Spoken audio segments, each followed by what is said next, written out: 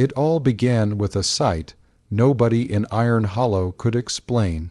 On Halloween morning, every doorstep in town had the same strange pumpkin sitting on it, small, round, and carved with a symbol no one recognized. Kids thought it was a prank, but adults were unsettled, whispering about the town's old legends.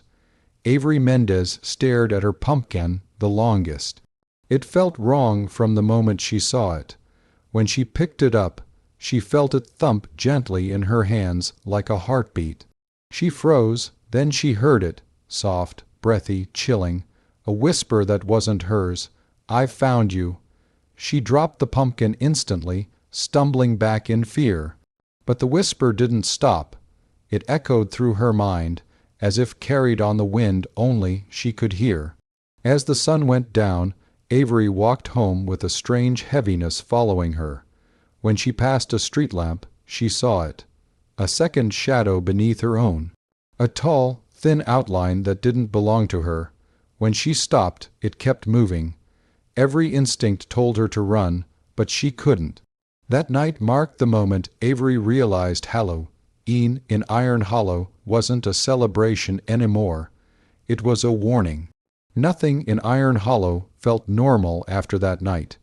People claimed to see someone lurking in alleys and doorways, a tall shape that slipped away whenever they tried to focus on it. Avery knew what it was. She had seen its reflection behind her in a shop window earlier that day. It had no face, no features, just a twisted, shifting silhouette that looked like living smoke.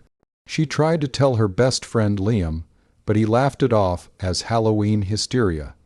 That changed when Officer Rendell responded to strange noises in a neighborhood. His body camera captured scratching on his ceiling, then the sudden drop of dust and a shadow stretching across the wall. The next morning, 2 residents were found unconscious, their faces blank and featureless, as if their identities had been wiped clean. Avery couldn't shake the feeling that the pumpkins weren't decorations, they were invitations, and whoever touched one had already been chosen. She heard whispers in hallways, saw figures darting past corners, felt icy cold air brush her neck even on warm afternoons. The shadow man, the presence stalking her, wasn't hiding anymore. He wanted her to know he was awake, and he was coming. The terror fully wrapped around Iron Hollow when students arrived at school to find something horrifying on the main entrance wall. A list of names sprayed in dark red paint, 8 names, each circled violently. Avery's name was 3rd. Liam's was 5th, and every single name belonged to someone who had touched their pumpkin. Panic rippled through the student body, but the teachers brushed it off as a sick prank. That illusion didn't last long. In the hallway outside the science lab, lights began flickering uncontrollably. Liam walked toward the staircase when the bulbs exploded one by one, sparks hitting the ground. Avery heard his scream from across the school.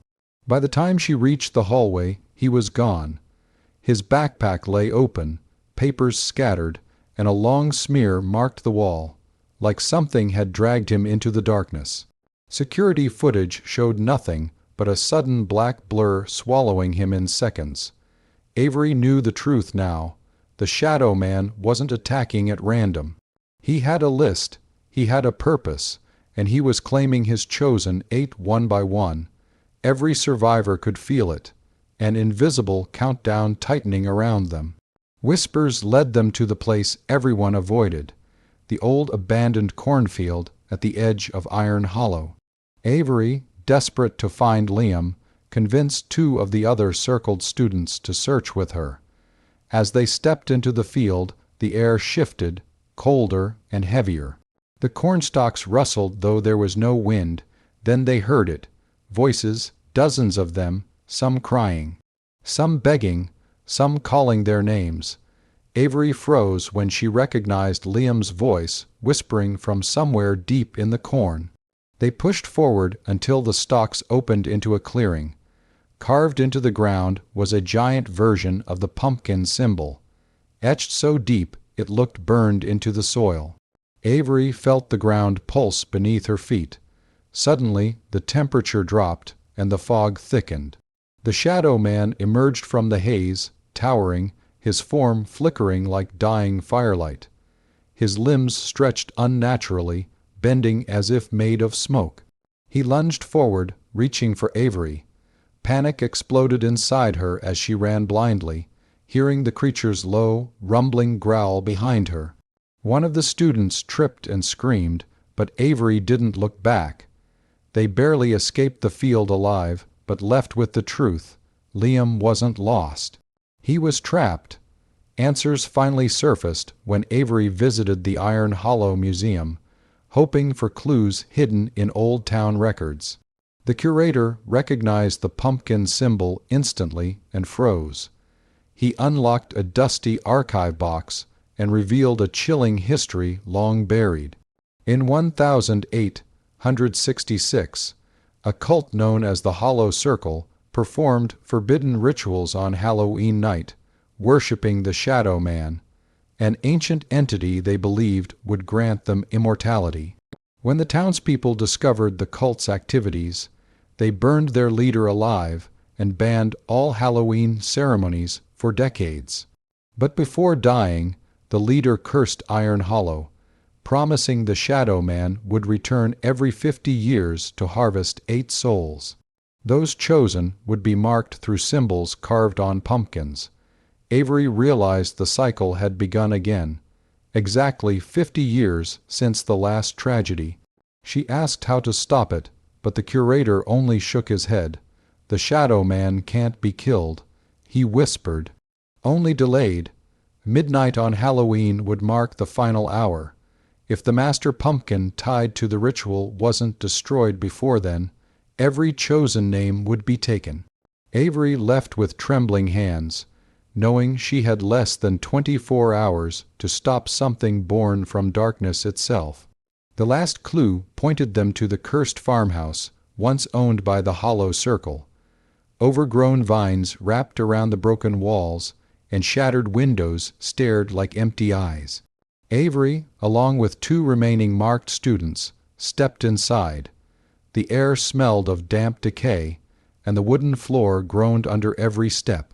Then they noticed something unsettling. Every mirror in the house had been covered with cloth, nailed down tightly. Avery peeled one cloth back despite warnings. What she saw made her collapse in shock. Inside the mirror was Liam, pale, terrified, pounding silently against the glass. His mouth moved, screaming words they couldn't hear.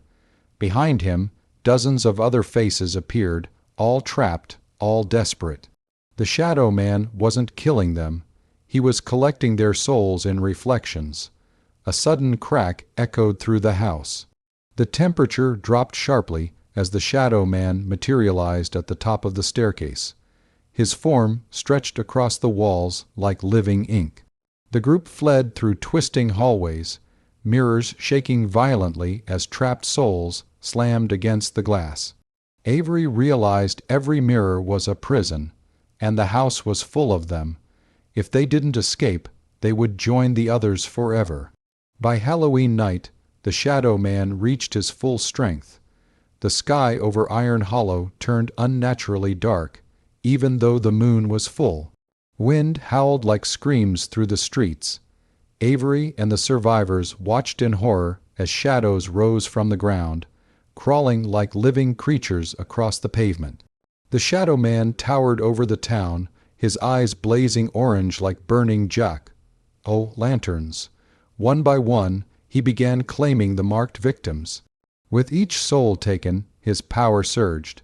Streetlights burst, trees split, houses trembled. Avery raced through the chaos, holding the old journal she'd stolen from the Hollow Circle farmhouse. Inside, she found one final clue: the master pumpkin, the source of the curse, hidden in the cult's graveyard. Destroying it was the only way to break the cycle, but the Shadow Man knew her plan. His whispers followed her through every street, calling her name with sickening affection. Shadows slithered after her like hunting animals. She dodged collapsing buildings, sprinting toward the graveyard as the final minutes before midnight counted down. She wasn't just running for herself anymore. She was running to save every trapped soul. The graveyard was swallowed in thick fog, tombstones barely visible as Avery pushed forward. Her heart pounded with every step, knowing she had seconds left. At the center of the graves, she found it the master pumpkin, larger than any she'd seen, glowing with a sinister orange light. Whispering voices spilled from it, overlapping cries of the trapped souls. She raised the shovel she brought, but before she could strike, the shadow man appeared behind her. His towering form wrapped around the fog, his arms extending like tendrils of smoke. "You were my favorite," he whispered, his voice echoing from everywhere at once. Avery didn't hesitate. She swung the shovel with every ounce of strength, smashing the pumpkin. A blinding eruption of fiery light exploded across the graveyard. Tombstones shook, mirrors shattered miles away, and the trapped souls were released in a burst of energy that split the night sky. The shadow man screamed, a deep, distorted howl, before dissolving into the darkness. Avery collapsed, exhausted, watching the fog lift slowly. Iron Hollow was safe for now. As she stood to leave, something small rolled at her feet, a tiny ember of shadow. It crawled into her pocket, and its eyes glowed.